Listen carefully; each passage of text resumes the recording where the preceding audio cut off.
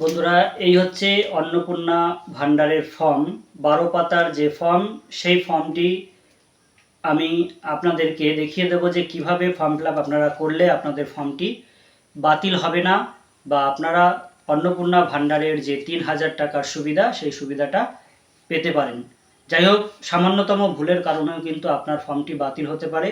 তাই প্রত্যেকটি বিষয় কিন্তু আপনাকে খুঁটিয়ে খুঁটিয়ে দেখতে হবে এবং ঠিকঠাক তথ্যগুলো দিতে হবে। কোথায় কি লিখতে হবে সেগুলো আপনাদের অবশ্যই জানা প্রয়োজন। তাই বন্ধুরা, ভিডিওটি একটুও স্কিপ না করে সম্পূর্ণ দেখুন। প্রথমেই দেখেন যে অন্নপূর্ণা ভান্ডারের প্রথম পৃষ্ঠায় যেটা রয়েছে সেটা হচ্ছে পরিবারের প্রধানের নাম, মানে পারিবারিক পরিচয় দিতে হবে। সেখানে 1 নাম্বার রয়েছে পরিবারের প্রধানের নাম, হেড অফ দ্য ফ্যামিলি। এখানে আপনার পরিবারের যে হেড, অনেকের কিন্তু এটা সমস্যা হচ্ছে যে পরিবারের হেড কাকে দেব।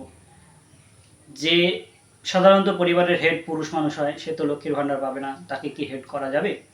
অবশ্যই করা যাবে। পরিবারের যে প্রধান, বিশেষ করে রেশন কার্ডে যাকে আপনারা পরিবারের প্রধান হিসেবে দেখিয়েছেন, রেশন কার্ডে দেখবেন পরিবারের প্রধানের নাম রয়েছে, সেই নামটাই আপনারা দেওয়ার চেষ্টা করবেন বা দেবেন। এক্ষেত্রে আমি যে ফর্মটা লিখেছি দেখেন, তার পুরো নামটা লিখতে হবে, অর্থাৎ উত্তম রায়। যদি তার এখানে মাঝখানে কুমার থাকে তাহলে উত্তম কুমার রায়, অর্থাৎ পরিবারের প্রধানের নামটা এখানে লিখবেন। আর এটা কি অনুযায়ী লিখবেন, ব্র্যাকেটে দেখেন পরে নির্দেশনায় রয়েছে আধার কার্ড অনুযায়ী, অর্থাৎ আধার কার্ডে যেরকম নাম রয়েছে, যে বানানটা রয়েছে সেইটাই কিন্তু আপনারা এখানে লিখবেন। কারণ আধার কার্ডের সঙ্গে মিসম্যাচ হলে কিন্তু টাকা নাও ঢুকতে পারে বা সমস্যা হতে পারে। পরে জন্ম তারিখ, জন্ম তারিখ বলতে পরিবারের প্রধানের জন্ম তারিখ। এখানে আপনারা দিন, মাস, বছর, অর্থাৎ প্রথমে দিন লিখবেন কত তারিখে জন্ম, তারপরে কোন মাসে জন্ম, অর্থাৎ সেই মাসের সংখ্যাটা আর কি, এবং বছর অর্থাৎ কোন সাল। আমি এখানে দেখেন একটা উদাহরণস্বরূপ দিয়েছি, 20/6/1971। পরিবারের প্রধানের লিঙ্গ, অর্থাৎ তিনি পুরুষ নাকি মহিলা বা অন্যান্য যেটা হবে সেটাতে টিক দিতে হবে। এবার পরিবারের প্রধানের আধার নাম্বার, এটা পরিবারের প্রধানের যে আধার নাম্বার রয়েছে সেটা আধার নাম্বারটা আপনারা এখানে লিখে দেবেন। পরে ডিজিটাল রেশন কার্ডের পারিবারিক আইডি যদি থাকে, অর্থাৎ আপনাদের যদি ডিজিটাল রেশন কার্ড থাকে তার একটা আইডি হয়, পরিবারের একটা আইডি, অর্থাৎ হেড অফ দ্য যে ফ্যামিলি, তার যে রেশন কার্ড সেখানে একটা আইডি থাকবে, সেই আইডি নাম্বারটা আপনারা এখানে লিখে দেবেন। পরিবারের সদস্য সংখ্যা, অর্থাৎ টোটাল পরিবারে কতজন সদস্য আছে, ছোট বড় সবাইকে মিলিয়ে সেই সংখ্যাটা আপনারা শুধুমাত্র সংখ্যায় লিখবেন। পরে হচ্ছে ঠিকানা, অর্থাৎ আপনি যেখানে বাস করেন স্থায়ীভাবে, সেই স্থায়ী ঠিকানা, অর্থাৎ গ্রাম, পোস্ট, থানা, জেলা, পিন নাম্বার, এইগুলো আপনারা পরপর লিখে দেবেন। পরে হচ্ছে যোগাযোগ নাম্বার, অর্থাৎ আপনার সঙ্গে যোগাযোগ করার জন্য যদি প্রয়োজন হয় তা সেক্ষেত্রে আপনাকে একটা মোবাইল নাম্বার দিতে হবে। যে মোবাইল নাম্বারটা দেবেন সেটা যেন ফোন করলে আপনারা তুলতে পারেন, সেরকম একটা নাম্বার দেবেন।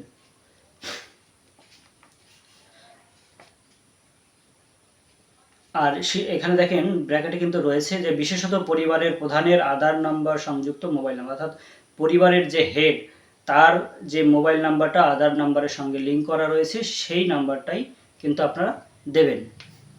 এবার হচ্ছে 9 নম্বর কলামে রয়েছে নাম, জন্ম তারিখ, লিঙ্গ, পরিবারের প্রধানের সঙ্গে সম্পর্ক, আধার নাম্বার, পরিবারের সকল সদস্যের। পরিবারের প্রধান, হেড অফ দ্য ফ্যামিলি, সেক্ষেত্রে আপনারা আবার সেই নামটা লিখতে পারেন, উত্তম রায়। এবার সদস্য 1, অর্থাৎ পরিবারের সদস্য 1 হচ্ছে, অর্থাৎ পরিবারের হেডকে বাদ দিয়ে আরেকজন, তার নাম আপনারা এখানে লিখবেন, যে কেউ হতে পারে, অর্থাৎ আপনারা সিনিয়রিটির দিক থেকেও লিখতে পারেন। আমি এখানে দেখেন একটা উদাহরণস্বরূপ দিয়েছি, কল্পনা রায় হচ্ছে তার নামের এখানে লিখবেন। আর জন্ম তারিখ, অর্থাৎ তার জন্ম তারিখ যেভাবে বলেছি ওইভাবে লিখবেন। লিঙ্গ স্ত্রী লিখতে পারেন। আর পরিবারের প্রধানের সঙ্গে সম্পর্ক কি, যদি পরিবারের প্রধান তার স্বামী হয় তাহলে এখানে স্ত্রী হবে, আর যদি সে বাবা হয় তাহলে এখানে কন্যা হবে। যাই হোক, এরকমভাবে কিন্তু আপনারা সম্পর্কটা অবশ্যই বুঝতে পারবেন। যদি কোথাও বুঝতে অসুবিধা হয় কমেন্ট করবেন, আমি জানিয়ে দেবো। তারপরে আধার নাম্বার, অর্থাৎ এই যে কল্পনা রায় তার আধার নাম্বারটা এখানে লিখতে হবে। আর এই যে দেখেন পাশে লেখা রয়েছে অন্নপূর্ণা যোজনার জন্য আবেদন করা হচ্ছে। হ্যাঁ, যদি আপনি এই যে যার নামটা লিখেছেন কল্পনা রায়, সে যদি অন্নপূর্ণা যোজনার জন্য আবেদন করে থাকে, তাহলে এই যে হ্যাঁ রয়েছে এবং তার পাশে যে বক্স কটা রয়েছে সেখানে আপনারা টিক চিহ্ন দেবেন, তাহলে কিন্তু হয়ে যাবে। আর ব্র্যাকেটে দেখেন আরেকটা রয়েছে, বয়স 5 বছরের কম হলে আধার না চিহ্নিত করা, অর্থাৎ যার পরিবারের সদস্যের যে সদস্যের বয়স 5 বছরের কম তার ক্ষেত্রে আধার নম্বর দেওয়া লাগবে না, সেখানে না লিখে দেন। তাহলে বুঝতে পেরেছেন, এখানে কিন্তু অনেকেই প্রশ্ন করেছেন আমাকে যে এই ফর্মে তো যার জন্য আবেদন করা হচ্ছে তার নামটা লেখারই জায়গা নেই, কিন্তু আছে। এই যে প্রথমে আপনি যেখানে সদস্য নাম্বার 1, 2, 3 যে কটা আছে 5টা সদস্যের নাম দেওয়ার জায়গা রয়েছে, যে কোনো একটাতেই আপনি যার জন্য অ্যাপ্লাই করছেন তার নামটা দিতে পারেন, বা একটা ফর্মের মধ্যে আপনি 2-3 জনের জন্য অ্যাপ্লাই করে দিতে পারেন একসঙ্গে। শুধুমাত্র আপনাকে যার জন্য আবেদন করছেন তার পাশে লেখা রয়েছে এবং পাশে বক্স কাটা রয়েছে, সেই বক্সে টিক চিহ্ন দিলেই হবে। সদস্য 2, এখানে আরেকজন সদস্যর নাম লিখতে পারেন আপনার পরিবারে যে আছে, তার জন্ম তারিখ, লিঙ্গ, সেরকমভাবেই আপনারা লিখবেন। তারপরে যতজন আপনার পরিবারের সদস্য আছে একটা ফর্মে 5 জনের আর হেডকে দিয়ে 6 জনের লেখার জায়গা রয়েছে। এবার আপনার পরিবারে যদি এর থেকেও বেশি লোক থাকে তাহলে আপনাকে আরেকটা ফর্ম নিতে হবে, সেই ফর্মে আপনি বাকিদের তথ্যগুলো দিতে পারেন। এবার পরিবারের প্রধান এবং পরিবারের সকল প্রাপ্তবয়স্ক সদস্যের ব্যাংক অ্যাকাউন্ট নগদ অর্থ স্থানান্তরের জন্য, অর্থাৎ নগদ যে টাকাটা সরকার দেবে সেই টাকাটা ট্রান্সফার করার জন্য আপনাদের কিন্তু পরিবারের প্রধান এবং পরিবারের সকল প্রাপ্তবয়স্ক সদস্যের ব্যাংক অ্যাকাউন্ট নাম্বারটা দিতে হবে। এগুলো হয়তো পরবর্তীকালে কোনো কাজের জন্য সরকারের লাগতে পারে, তার জন্য এখানে দেওয়ার কথা বলা হয়েছে। তবে আপনারা অবশ্যই এই অ্যাকাউন্ট নাম্বার এবং ডিবিটি লিঙ্ক করা রয়েছে এরকমই কিন্তু ব্যাংকের অ্যাকাউন্ট নাম্বারটা দেবেন। ফ্যামিলির প্রধান, তার ব্যাংক কোন ব্যাংকে তার বই রয়েছে, পাঞ্জাব ন্যাশনাল ব্যাংক আমি এখানে একটা উদাহরণস্বরূপ লিখেছি। অ্যাকাউন্ট নাম্বার, এখানে তার অ্যাকাউন্ট নাম্বারটা দেবেন। আইএফএসসি অর্থাৎ আইএফসি কোড নাম্বার থাকে ব্যাংকের বইতে, দেখবেন থাকে, সেটা আপনারা লিখে নেবেন। যেরকম পাঞ্জাবের ক্ষেত্রে পিইউএনবি এরকম একটা দিয়ে থাকে। যাই হোক, এবার সদস্য 1 অর্থাৎ আপনি 1 নম্বর সদস্য যাকে রেখেছিলেন আগের পৃষ্ঠায়, সেই 1 নম্বর সদস্যের নাম লিখবেন এবং ব্যাংক অ্যাকাউন্ট নাম্বার তার কোন ব্যাংকে রয়েছে, এখানে যদি পাঞ্জাব থেকে পাঞ্জাব, যদি স্টেট ব্যাংক হয় তাহলে স্টেট ব্যাংক, যার যে ব্যাংকে রয়েছে সেটা দেবেন। অ্যাকাউন্ট নাম্বার ঠিক করে দেবেন, অবশ্যই মন দিয়ে অ্যাকাউন্ট নাম্বারগুলো কিন্তু ভালো করে চেক করবেন, কারণ ওই অ্যাকাউন্ট নাম্বার যদি একটা অক্ষরও এদিক ওদিক হয়ে যায় তাহলে কিন্তু টাকা অন্য ব্যাংকে চলে যাবে বা সমস্যা হবে। এইভাবে যতগুলো সদস্য আপনারা দিয়েছেন তাদের প্রত্যেকের অ্যাকাউন্ট নাম্বার এবং আইএফসি কোড ঠিকঠাক করে দেবেন। পরের পৃষ্ঠায় হচ্ছে এপিক অর্থাৎ voter card, head of the family এবং সকল প্রাপ্তবয়স্ক সদস্য ভোটার তালিকার অংশ নম্বর সহ। এখানে ফ্যামিলির প্রধান HOF মানে হচ্ছে head of the family, epic number অর্থাৎ আই কার্ডে বা ভোটার লিস্টে যে নতুন ভোটার লিস্ট বেরিয়েছে সেই ভোটার লিস্টে যে এপিক নাম্বার রয়েছে সেই এপিক নাম্বারটা কিন্তু আপনারা দেবেন। সবসময় চেষ্টা করবেন ভোটার লিস্ট দেখে দেওয়ার, কারণ অনেকের আই কার্ডে কিন্তু পুরনো এপিক নাম্বার থাকতে পারে এবং দেখা যাচ্ছে বর্তমানে যে নতুন ভোটার লিস্ট বেরিয়েছে তা সেক্ষেত্রে তার অন্য এপিক নাম্বার, সেখানে কিন্তু মিলবে না, অর্থাৎ তার আই কার্ডটা চেঞ্জ করতে হবে। বিধানসভা ক্ষেত্র ও অংশ নাম্বার, অর্থাৎ আপনার যে বিধানসভার অন্তর্গত সে তার বিধানসভার নাম্বার লিখবে।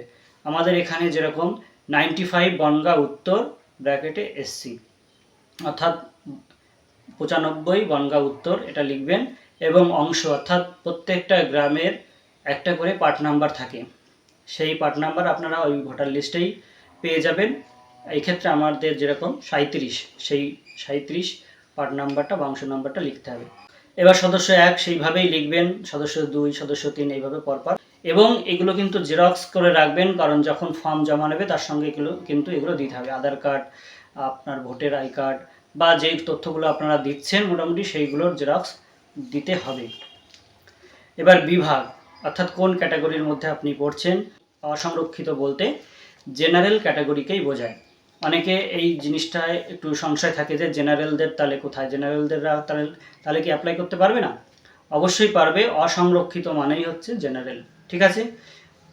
অসংরক্ষিত আর্থিকভাবে দুর্বল, আর্থিকভাবে পিছিয়ে পড়া সম্প্রদায়ের জন্য আলাদা একটা সুযোগ সুবিধা সরকার দিয়ে থাকে। তারা যদি ওই ক্যাটাগরির মধ্যে পড়ে সেটা, এবং তাদের কিন্তু সেই সার্টিফিকেটটা কিন্তু দিতে হবে, জেরক্স দিতে হবে। তপশিলি জাতি, তপশিলি উপজাতি মানে এসটি, এরকম ব্র্যাকেটে লেখা রয়েছে অন্যান্য ওবিসি, বিশেষভাবে ঝুঁকিপূর্ণ জনজাতি গোষ্ঠী, পিভি, টিজি, অর্থাৎ যে যে শ্রেণীর মধ্যে পড়ছেন সেই শ্রেণীর টিক দেবেন। এবং যদি তাদের শংসাপত্র থাকে তাহলে সেই শংসাপত্রের জেরক্সটা রেডি রাখবেন, যখন ফর্ম জমা নেবে তার সঙ্গে যদি চায় তাহলে দিয়ে দেবেন। এবার রেশন কার্ড সম্পর্কিত বা খাদ্য ভর্তুকি সম্পর্কিত বিষয় তথ্য, আপনার কি ডিজিটাল রেশন কার্ড আছে? যদি থাকে তাহলে হ্যাঁ, যদি না থাকে তাহলে না লিখবেন, নাতে টিক দেবেন। যদি হ্যাঁ হয় তবে কার্ডের ধরন উল্লেখ করো, অর্থাৎ কী ধরনের রেশন কার্ড, দেখবেন রেশন কার্ডে লেখা রয়েছে। যদি এ হয় তাহলে এতে টিক দেবেন, যার যেটা সেটাতে টিক দেবেন। পরিবারটি রেশন দোকান থেকে মাসিক রেশন তুলছে কিনা, অর্থাৎ যদি রেশন আপনারা তুলে থাকেন তাহলে হ্যাঁ লিখবেন, আর যদি না তুলে থাকেন তা না লিখবেন, সঠিক তথ্যটাই কিন্তু দেবেন। সম্পদ, বাড়ির ধরন, আপনার বাড়িতে কি 3 বা তার বেশি পাকা ঘর রয়েছে?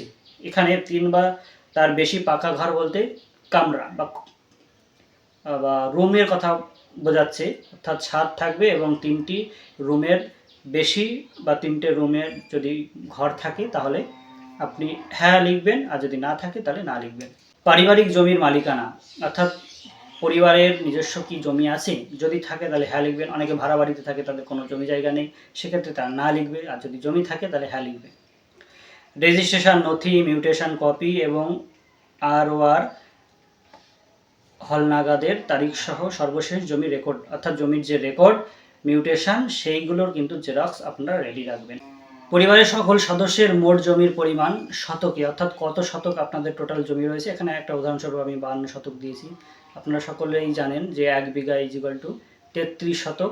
সেই হিসাবে আপনারা হিসাবটা ক্যালকুলেট করে নেবেন, এটাকে শতকে কনভার্ট করে শতকের সংখ্যাটা কিন্তু এখানে দিতে হবে, এবং রেজিস্ট্রেশনের নথি কিন্তু দিতে হবে জমির, অর্থাৎ জমির রেজিস্ট্রির যে তথ্যটা সেটা দিতে হবে। যানবাহন, আপনি বা আপনার পরিবারের কোনো সদস্য কি অবাণিজ্যিক মোটর চালিত 4 চাকার গাড়ি আছে? অবাণিজ্যিক মানে হচ্ছে ব্যক্তিগতভাবে, অর্থাৎ ব্যক্তিগত কোনো 4 চাকার গাড়ি আছে কিনা আপনাদের পরিবারের, আপনার অথবা আপনার পরিবারে। যদি থাকে তাহলে হ্যাঁ, যদি না থাকে তাহলে নাতে টিক দেবেন। আর যদি থাকে তবে গাড়ির সংখ্যা উল্লেখ করুন, অর্থাৎ গাড়ির যে নাম্বার প্লেটে নাম্বার সংখ্যা দেওয়া রয়েছে সেটা আপনারা লিখবেন, আর গাড়ির রেজিস্ট্রেশন নম্বরটাও আপনারা লিখবেন। আর গাড়ি, জিপ, ট্র্যাক্টর অন্তর্ভুক্ত করুন, যদি হ্যাঁ হয় মডেল, অর্থাৎ কি মডেলের গাড়ি সেটাও এখানে লিখে দেবেন। পারিবারিক সদস্যের স্বাস্থ্য বীমা, অর্থাৎ পরিবারের সদস্যের যদি স্বাস্থ্য বীমা থাকে সেটাও আপনারা দেবেন, আর যদি না থাকে তাহলে নাতে টিক দেবেন, হ্যাঁ থাকলে হ্যাঁতে টিক দেবেন। আর যদি হ্যাঁ হয় তবে সরকারি বা বেসরকারি বীমার অঙ্ক এবং প্রিমিয়ামের বিবরণ সহ উল্লেখ করুন, অর্থাৎ কত প্রিমিয়াম আপনাকে বছরে দিতে হয়, সেটা সরকারি কি বেসরকারি সেই বীমার যে বিবরণ সেটা আপনারা দেবেন, তার কিন্তু তথ্যগুলো আপনাদের এখানে দিতে হবে। এবার হচ্ছে আয় বা পেশা, কোনো সদস্য কি আয়কর বা পেশাগত কর প্রদান করেন, অর্থাৎ আপনার পরিবারের কোনো সদস্য কি ট্যাক্স দিয়ে থাকে? যদি হ্যাঁ হয় তাহলে হ্যাঁতে টিক, না হলে নাতে। পরিবারের সদস্যের প্যান কার্ড যদি থাকে, প্রত্যেকেরই প্যান কার্ড রয়েছে, সেইখানে আপনারা হ্যাঁ দেবেন, এবং না থাকলে না দেবেন। এবার কর্মসংস্থানের ধরন, কি ধরনের কাজ পরিবারের সদস্যরা করে। পরিবারের প্রধান, সে সরকারি ক্ষেত্রে কাজ করে, বাকি বেসরকারি ক্ষেত্রে, নাকি সংগঠিত ক্ষেত্রে স্বনিযুক্ত, অর্থাৎ নিজে যদি ব্যবসা করে থাকে বা নিজে কোনো কিছুর মালিক হয়ে থাকে, আংশিক সময়ের কর্মরত মানে পার্ট টাইম, আর এইরকমভাবে যদি কোনো জায়গায় কাজ করে থাকে, অসংগঠিত ক্ষেত্রে স্বনিযুক্ত, কারিগরি, শিল্পী, কৃষক ইত্যাদি এই শ্রেণী যদি হয়, অর্থাৎ আপনার পরিবারের হেড অফ দ্য ফ্যামিলি যদি হয়, সে যদি কৃষক হয় তাহলে কৃষকের এই যে অসংগঠিত ক্ষেত্র এই জায়গাটায় টিক দেবেন, এবং সে যদি রাজমিস্ত্রি হয়, কোনো শিল্পী হয় তাহলেও এখানে টিক দেবেন। পরিযায়ী শ্রমিক হলে পরিযায়ী শ্রমিক, বেকার হলে বেকারে, অন্যান্য হলে অন্যান্য জায়গায় টিক দিতে পারেন, বা এই যে পেশাগুলো এর বাইরেও পেশা থাকতে পারে, সেক্ষেত্রে আপনারা অন্যান্য দেবেন। এবার সদস্য 1, তারও সেইভাবে সে কী করে সেটাকে যেটা করে টিক দেবেন। তারা সরকারি ক্ষেত্রে চাকরি করে বা যে যেখানে প্রাইভেট ক্ষেত্রে চাকরি করুক, তার যদি কোনো নথি থাকে বা প্রমাণ থাকে, অর্থাৎ অ্যাপয়েন্টমেন্ট লেটার হোক বা সরকারি কোনো কাগজ, আই কার্ড, সেটা কিন্তু আপনারা এখানে উল্লেখ করবেন বা দেবেন। এবার চলে যাব পরিবারের শিক্ষিত প্রাপ্তবয়স্ক সদস্যের সংখ্যা। এবং পরিবারের অশিক্ষিত প্রাপ্তবয়স্ক সদস্যের সংখ্যা, অর্থাৎ কতজন শিক্ষিত কতজন অশিক্ষিত, তারা কতটা শিক্ষিত সেই তথ্যগুলো চেয়েছে। এখানে যদি আপনার পরিবারে যে কয়জন শিক্ষিত, অর্থাৎ 3 জন হলে 3 জন শিক্ষিত প্রাপ্তবয়স্ক, 1 জন হলে 1 জন অশিক্ষিত, অর্থাৎ অশিক্ষিত ঘরের যে কয়জন সে কয়টা দেবেন। পরিবারের প্রধান কি শিক্ষিত নাকি অশিক্ষিত, যদি শিক্ষিত হয় তাহলে শিক্ষিত, অশিক্ষিত ঘরে হলে অশিক্ষিত ঘরে টিক দেবেন। এবং সর্বোচ্চ শিক্ষাগত যোগ্যতা, অর্থাৎ তিনি সব থেকে কোন ক্লাস পর্যন্ত পড়াশোনা করেছেন সেখানে এটা দেবেন। যদি ক্লাস 2 হয় ক্লাস 2, যদি 5 হয় 5, বিএ পাস হলে বিএ পাস, যেটা যার যেটা সেটা দেবেন। এবং সার্টিফিকেটের জেরক্সগুলো দেবেন। এবার হচ্ছে কোনো সদস্য কি কোনো সাংবিধানিক পদ, মন্ত্রী, সংসদ, বিধায়ক, পৌর স্থানীয় সংস্থা এবং পঞ্চায়েত সংস্থার প্রাক্তন বা বর্তমান ধারক, অর্থাৎ তারা কি মানে ভোটে লড়ে কোনো পদ পেয়েছে কিনা সেই তথ্য চেয়েছে। যদি এরকম হয়ে থাকে অর্থাৎ বিধায়ক বা সংসদ মন্ত্রী, তাহলে সেখানে হ্যাঁ দেবেন, আর যদি না হয়ে থাকে তাহলে না দেবেন। যিনি এই পদে রয়েছেন তার সদস্য নাম্বার যদি সে থাকে, অর্থাৎ যদি কেউ এরকম থাকে মন্ত্রী, সংসদ, বিধায়ক বা পঞ্চায়েত কর্মী, তাহলে তার নাম্বারটা এখানে দিতে হবে। আর প্রয়োজনীয় সহায়ক নথি থাকলে জমা দিন, অর্থাৎ তার যদি কোনো কার্ড বা অ্যাপয়েন্টমেন্ট সেটা কিন্তু আপনাদের জেরক্স দিতে হবে। কোনো সদস্য কি সরকারি পেনশনভোগী, অর্থাৎ সরকারি চাকরি করতেন এবং এখন রিটায়ার্ডের পর পেনশন পাচ্ছেন, এরকম কেউ আছে? যদি হ্যাঁ হয় হ্যাঁ, আর যদি না হয় তাহলে নাতে টিক দেবেন। আর যদি হয়ে থাকে তাহলে তার সদস্য নম্বরটা এখানে বসাতে হবে এবং উপযুক্ত যে স্লিপ বা পেনশন যে স্লিপ সেটা দিতে হবে। কোনো সদস্য কি জিএসটির অধীনে নিবন্ধিত আছেন, অর্থাৎ কোনো পরিবারের সদস্য কি জিএসটি দিয়ে থাকেন মানে কর, তাহলে যদি হ্যাঁ হয় হ্যাঁ, আর যদি না হয় না। আর যদি হ্যাঁ হয় তাহলে জিএসটি নাম্বারটা আপনাদের দিতে হবে। পরিবারের মোট বার্ষিক আয় টাকায়, অর্থাৎ টাকায় আপনাদের দিতে হবে। যদি পরিবারের মোট আয় সবারটা মিলিয়ে যদি 1.5 লাখ হয় তাহলে 1.5 লাখ, যদি 2 লাখ হয় 2 লাখ, 1 লাখ হলে 1 লাখ, যার যত 5 লাখ 10 লাখ 20 লাখ যার যেরকম আয় সেটা এখানে সংখ্যায় লিখে দেবেন। হচ্ছে অন্যান্য পরিচয় নথি। সিএ আবেদনের বর্তমান অবস্থা যদি থাকে, অর্থাৎ যদি সিএতে আপনারা আবেদন করে থাকেন তাহলে সেই তথ্যটা দিতে হবে, আর যদি না করে থাকেন তাহলে এখানে লিখে দেবেন প্রযোজ্য নয়। আবেদন করা হয়েছে যদি হ্যাঁ হয়, অর্থাৎ এখানে কিন্তু সরকার বলেছে যে যারা সিএতে আবেদন করেছে এবং যারা ট্রাইব্যুনালে আবেদন করেছে তারা কিন্তু এই অন্নপূর্ণা ভাণ্ডারের সুবিধা পাবেন। তার জন্য কিন্তু এই তথ্যটা চাওয়া হয়েছে। অর্থাৎ যাদের ভোট রয়েছে, ভোট কাটেনি, ডিলিট হয়নি, তাদের ক্ষেত্রে এখানে তারা প্রযোজ্য নয় লিখে দিতে পারে। সার্টিফিকেট যদি পেয়ে থাকেন সেই সার্টিফিকেটের নাম্বার দিতে বলেছে। এবার অন্যান্য কিষাণ ক্রেডিট কার্ড, এআরডি, শিল্পী ক্রেডিট কার্ড, মৎস্যজীবী ক্রেডিট কার্ড, শিক্ষার্থী ক্রেডিট কার্ড ইত্যাদি এসব যদি থেকে থাকে, অর্থাৎ অনেক রকম ক্রেডিট কার্ড কিন্তু আমাদের আছে। অনেক যারা শিল্পী, বাউল শিল্পী হোক বা অন্যান্য শিল্পী, তাদের তবলা শিল্পী হোক, তাদেরও একটা ক্রেডিট কার্ড দেওয়া হয়েছে, মৎস্যজীবীদের দেওয়া হয়েছে, অন্যান্য বিভিন্ন জায়গায় দেওয়া হয়েছে, সেগুলো স্টুডেন্টদের দেওয়া হয়েছে। সেগুলো যদি থাকে পরিবারের কারোর, সেগুলো তথ্য চেয়েছে। তাহলে এখানে নাম্বারটা দিতে হবে, আইডি সংখ্যা দিতে হবে, অর্থাৎ ওই কার্ডে কিন্তু এগুলো লেখা আছে, সেটা দেখে থেকে আপনারা এখানে লিখে দেবেন কোন তারিখে ইস্যু করা হয়েছে, অর্থাৎ কোন তারিখে এই কার্ডটা পেয়েছেন সেই তারিখটা এখানে দিতে হবে। আর প্রদানকারী কর্তৃপক্ষের বিবরণ দিন, অর্থাৎ জেরক্সটা দিলেই হবে সেই কার্ডের। এইভাবে পরপর সদস্যদের যার যার আছে দেবেন, না থাকলে দেবেন না। আর যদি এসআইআর 2026-এর নাম বাদ পড়ে থাকে তবে মামলাটি ট্রাইব্যুনালে বিচারাধীন কিনা, অর্থাৎ আপনার এসআইআর নাম বাদ গেছে এবং আপনি যদি ট্রাইব্যুনালে আবেদন করে থাকেন, বিচারাধীন যাদের ছিল তাদেরটা কেটে যাওয়ার পরে আপনারা হয়তো অনেকেই ট্রাইব্যুনালে আবেদন করেছেন, সেক্ষেত্রে যদি যে আবেদন করেছে তো পরিবারের প্রধান যদি আবেদন করে থাকে তাহলে হ্যাঁ, আর যদি হ্যাঁ হয় তবে মামলার বিবরণ, অর্থাৎ বর্তমানে কী অবস্থায় আছে সেই মানে সেটা আপনাদের এখানে দিতে হবে। বা ওই যে রেফারেন্স নাম্বার, যেটা আবেদন করার পর রেফারেন্স নাম্বার আপনারা পেয়েছেন অনলাইনে, সেই রেফারেন্স নাম্বারটা এখানে লিখে দেবেন। আর যদি আপনি আবেদন না করে থাকেন তাহলে তো প্রযোজ্য নয় লিখে দেবেন, অর্থাৎ তার দরকার নেই। অর্থাৎ এইভাবে প্রত্যেকটা সদস্যের তথ্য দিতে হবে। তারপর হচ্ছে সামাজিক মর্যাদা এবং নির্ভরশীল ব্যক্তিগণ। বিদ্যালয়ে অধ্যয়নরত পরিবারের সকল শিশুর বিবরণ, অর্থাৎ পরিবারের যে সমস্ত শিক্ষার্থীরা রয়েছে তারা কোন ক্লাসে পড়ছে, শিশুর নাম, শ্রেণী, বিদ্যালয়ের নাম, ধরন, অর্থাৎ সরকারি বিদ্যালয়ে পড়ছে নাকি সরকারি সাহায্যপ্রাপ্ত, নাকি সরকারি সাহায্যপ্রাপ্ত বলতে আপনারা বর্তমানে যে সমস্ত বেশিরভাগ স্কুল কলেজগুলো সেগুলো সরকারি সাহায্যপ্রাপ্ত, আর সরকারি বলতে একদম গভর্নমেন্ট অল্প সংখ্যক কিছু স্কুল রয়েছে সেগুলো অনেক বেশি সুযোগ সুবিধা পাওয়া যায় সেগুলো।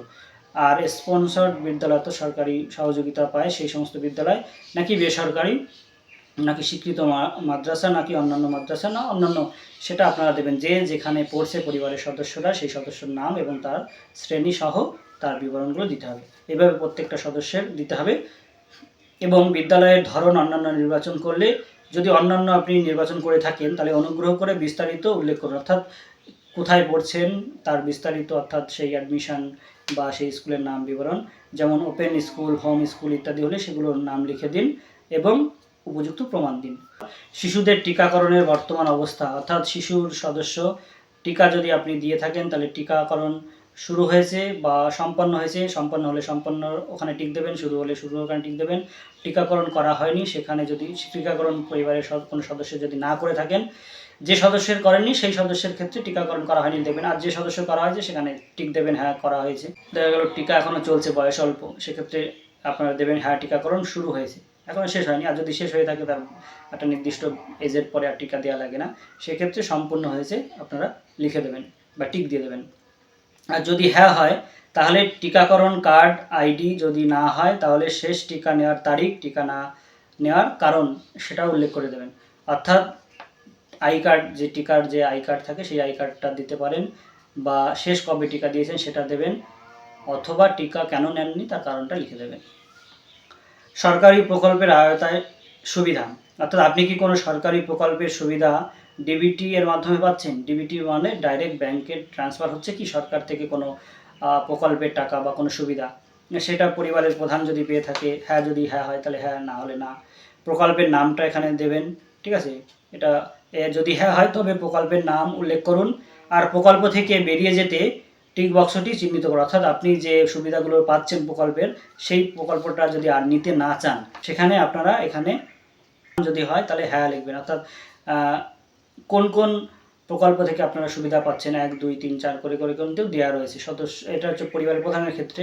অর্থাৎ সে যদি একাধিক সরকারি প্রকল্প থেকে সুবিধা পেয়ে থাকে তাহলে কোন কোন প্রকল্প থেকে পাচ্ছে, 1 নম্বরে সেই 1 নম্বর প্রকল্প, 2 নম্বর 3 নম্বর করে করে সেই প্রকল্পগুলোর নাম লিখবেন। আর আপনি যদি চান এখন সেই সুবিধাগুলো না নিতে তাহলে এখানে হ্যাঁ ঘরে টিক দেবেন, অর্থাৎ কোনটা কোনটা নিতে চাইছেন না টিক দিয়ে দেবেন। এবার হচ্ছে সদস্য 1, তার ক্ষেত্রে সেই এরকম প্রকল্পে কোন কোন প্রকল্প থেকে সে টাকা পাচ্ছে সরকারিভাবে সেটা, আর যদি নিতে না চায় সেখানে হ্যাঁ দেবে। এইভাবে প্রত্যেকটা সদস্যের কিন্তু তথ্য চাওয়া হয়েছে। পরে দেখেন বাদ দেওয়া হলে কারণ অফিসার কর্তৃক পূরণীয়, এই ক্ষেত্রে কিন্তু আপনাদের কিছু করা লাগবে না, অফিসার এখানে পূরণ করবে, ঠিক আছে? এবার ঘোষণা ও সম্মতি, আমি এই মর্মে ঘোষণা করছি যে উপরে প্রদত্ত তথ্য আমার জ্ঞান ও বিশ্বাস অনুযায়ী সত্য এবং প্রযোজ্য ক্ষেত্রে আমি সকল সহায়ক নথি প্রদান করেছি এবং উপরে উল্লিখিত কোনো মানদণ্ড বাদ দেইনি। আমি অবগত যে আমার প্রদত্ত কোনো তথ্য মিথ্যা প্রমাণিত হলে আমার সামাজিক সুরক্ষা সংক্রান্ত সুবিধাসমূহ বন্ধ হয়ে যেতে পারে। এই বিষয়টা কিন্তু আপনারা ভালো করে বুঝবেন, অর্থাৎ আপনি যে তথ্যগুলো দিচ্ছেন সেই তথ্যগুলো যেন সঠিক হয়। যদি আপনি ভুল বা মিথ্যা তথ্য দিয়ে থাকেন তাহলে কিন্তু আপনার সেই যে সুবিধার জন্য আপনি অ্যাপ্লাই করছেন বা অন্যান্য সুবিধা পাচ্ছেন সেগুলো থেকে আপনি কিন্তু বঞ্চিত হতে পারেন, বা অন্য যদি কোনো শাস্তির ব্যবস্থা সরকার করে থাকে সেটাও কিন্তু আপনি পেতে পারেন। তাই যখনই ফর্ম ফিল আপ করবেন অবশ্যই সঠিক তথ্যটা দেওয়ার চেষ্টা করবেন এবং এখানে আপনাকে সই করতে হবে, অথবা যে সই করতে পারে না সে এখানে কিন্তু টিপসই দিতে পারবে। পরিবার বলতে অনেকে গুলিয়ে ফেলে, তো এক্ষেত্রে কিন্তু ফর্মে উল্লেখ করা রয়েছে যে পরিবার বলতে এমন একদল ব্যক্তিকে বোঝায় যারা সাধারণত একসঙ্গে বসবাস করেন এবং একই রান্নাঘর থেকে খাবার গ্রহণ করে, অর্থাৎ জয়েন্ট ফ্যামিলি হতে পারে, তারা কিন্তু একসঙ্গে রান্না করে, তাদের সকলের তথ্য কিন্তু এই ফর্মে দিতে হবে। অর্থাৎ যদি তারা আলাদা রান্না করে খায় তাহলে সেক্ষেত্রে তাদের আলাদা আলাদা পরিবার হিসেবে গণনা করা হবে বা ধরা হবে, সেক্ষেত্রে তারা আলাদা ফর্ম ফিল আপ করবে। বোঝা গেল? শুধুমাত্র সরকারি ব্যবহারের জন্য, আর এই বাকি যে অংশটা সেটা কিন্তু আপনাদের জন্য নয়, এটা সরকারি যে অফিসার সেটা তারা করবে, অর্থাৎ যাচাই যে করছে তা সে এটা পূরণ করবে। আমি আবেদনপত্রটি এবং তাতে প্রদত্ত তথ্য সঠিক পেয়েছি, অর্থাৎ আপনারা যে ফর্ম ফিল আপটা করছেন সেটা কিন্তু যাচাই হবে, তাই যা তথ্য দেবেন সঠিক দেওয়ার চেষ্টা করবেন, সবসময় সঠিকটাই দেবেন যাতে কোনো রকমভাবে যাচাই পর্বে আপনার সমস্যা না হয় বা আপনার যে অন্নপূর্ণা ভাণ্ডার পেতে কোনো অসুবিধা না হয়। অথবা আবেদনকারীর দ্বারা প্রদত্ত নিম্নলিখিত তথ্যসমূহ সঠিক নয় বলে প্রতীয়মান, অর্থাৎ যদি সঠিক না হয় যে তথ্য আপনি দিয়েছেন সেই অফিসার যদি মনে করে যে এটা সঠিক নয় যাচাই করার পর, তাহলে কিন্তু সে এখানে লিখে দেবে। অনুগ্রহ করে সংশ্লিষ্ট ধারা ও বিষয় উল্লেখ করুন, অর্থাৎ কোন কোন জিনিসটা তে আবেদনকারীর যে তথ্য দিয়েছে সেটা সঠিক নয় সেটা উল্লেখ করতে বলেছে, অর্থাৎ সেটা অফিসাররা করবে। অতএব আমি আবেদনপত্রটি গ্রহণ প্রত্যাখ্যান, অর্থাৎ যদি সব তথ্য ঠিক থাকে তাহলে তিনি আবেদনপত্রটি গ্রহণ করবেন, মানে অ্যাকসেপ্ট হলো। আর যদি আবেদনপত্রে কোনো গণ্ডগোল থাকে, ভুল তথ্য থাকে, তাহলে সেটা প্রত্যাখ্যান করার জন্য সুপারিশ করছে, অর্থাৎ অফিসার সেটাকে প্রত্যাখ্যান করার জন্য সরকারের কাছে বলছেন। এবার তারিখ স্থান দেবে, স্বাক্ষর করবে, নাম দেবে, সে কোন পদে আছে অর্থাৎ অফিসার তার পদ দেবে। এইভাবে কিন্তু আপনার ফর্মটা সম্পূর্ণ হলো। এখানে কিন্তু শেষ নয়, এটা জমা পড়বে, আবার ভেরিফাই হতে পারে, তারপরে কিন্তু আপনারা আপনাদের অ্যাকাউন্টে যখন সরকার সিলেক্ট করবে যে কবে থেকে তারা চালু করবে, সেদিন থেকে আপনারা লক্ষ্মীর ভাণ্ডারের পরিবর্তে অন্নপূর্ণা ভাণ্ডারের টাকা পাওয়া শুরু করবেন। তবে সরকারি যে ঘোষণা সেই অনুযায়ী কিন্তু জুন মাসের 3 তারিখ থেকে অ্যাকাউন্টে অন্নপূর্ণা ভাণ্ডারের টাকা ঢোকা শুরু করবে, এবং যতদিন না এই সুবিধাটা পাচ্ছেন ততদিন কিন্তু আপনারা যে পুরনো লক্ষ্মীর ভাণ্ডার সেই সুবিধা পাবেন। তাই ধীরে ধীরে আপনারা সঠিকভাবে সুন্দরভাবে সমস্ত তথ্য দিয়ে ফর্ম ফিল আপ করুন। যদি কোথাও বুঝতে অসুবিধা হয় তাহলে কমেন্ট বক্সে জানান, আমি সেই জায়গাটি বুঝিয়ে দেওয়ার চেষ্টা করব বা সঠিক উত্তর দেওয়ার চেষ্টা করব। আর যদি আমার এই ভিডিওতে কোনো জায়গায় মনে হয় যে আমি এখানে ভুল বলেছি তাহলে সেটাও আপনারা আমাকে ধরিয়ে দেবেন, তাহলে আমি সেটা কারেকশন করে নেওয়ার চেষ্টা করব। ধন্যবাদ সকলকে, ভিডিওটি শেয়ার করে দিয়ে সকলকে সহযোগিতা করুন যাতে সবাই সঠিকভাবে সুন্দরভাবে ফর্ম ফিল আপ করে তারা তাদের যে প্রাপ্য অন্নপূর্ণা ভাণ্ডার সঠিকভাবে পেতে পারে। ধন্যবাদ সকলকে।